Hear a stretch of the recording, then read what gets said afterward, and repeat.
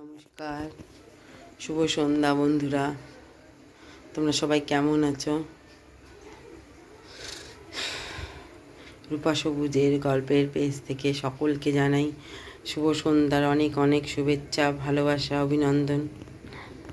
তো বন্ধুরা, এই বৃষ্টি ভেজা সন্ধ্যায় তোমরা কি করছো এখন? তোমাদের কি চা খাওয়া হয়ে গেছে? 7টা তো বেজে গেছে, এখন আর কেউ চা খেতে বাকি নেই। আমি একটু চা করছি, একটু চা খাবো। মাথাটা যন্ত্রণা করছে, খুব মাথাটা ধরেছে, ভালো লাগছে না শরীরটা। শুয়েছিলাম, এই উঠলাম সন্ধে দিয়ে, এই চাটা বসিয়েছি, একটু চা খাবো। তো বন্ধুরা, রূপা সবুজের গল্পে শুধু তুমি রূপাকেই দেখো, কেউ তো একবার সবুজকে জানার চেষ্টা করো না। সবুজের সম্বন্ধে তোমাদের কি কিছু জানতে ইচ্ছা হয় না? যে রূপা কদিন ধরে ভিডিও করে, রূপার কথা বলে, সবুজের কথা বলে না। একবার তো জানার চেষ্টা করো না তোমরা সবুজের ব্যাপারে। তো বন্ধুরা, যদি কোনোদিন সবুজের ব্যাপারে তোমাদের জানতে ইচ্ছা করে, আমাকে কমেন্ট করো, আমি বলবো।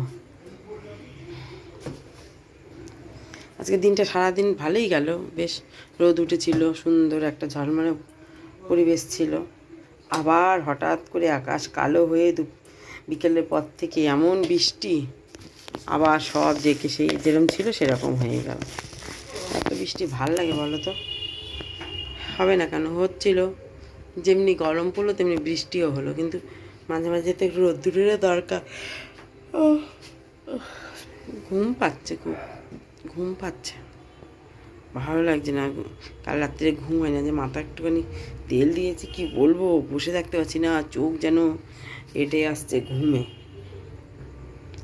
ওই জন্য ঘুমটাকে ছাড়ানোর জন্য একটু চা খাচ্ছি, আর খিদেও পেয়েছে। বৃষ্টির মধ্যে কোথায় যাও, বাইরে এত বৃষ্টি পড়ছে যে বৃষ্টির মধ্যে যাওয়ার মতন পরিস্থিতি নেই, পাগলের মতন হয়ে আছে। দেখো,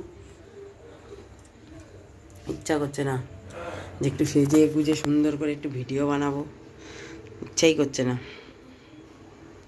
ভেবেছিলাম একটু বাইরে যাব, কিন্তু ভালো লাগছে না।